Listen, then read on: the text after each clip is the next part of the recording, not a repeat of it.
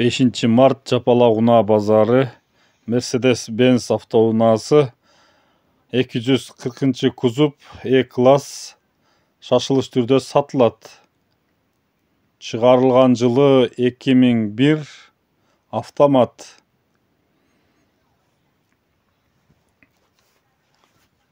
Мына ички салондору орточо жакшы. Электропакет бардыгы. Салондор кожа салон, автомат. Коробка передачасы автомат экен. Мына сырткы келбети мына ушундай болгон автоунаа. Объему 2.4. Бензин расход 12ге чейин. Арткы сиденьялар, бардыгы ишик, кожа салон.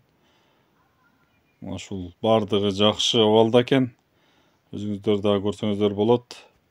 Машинаны алып только айдаш керек экен. Баасына келсек, баасы 650 000 сом деп сурап атыптыр. Байланышып дагы кемитип сүйлөшсөңүздөр болот.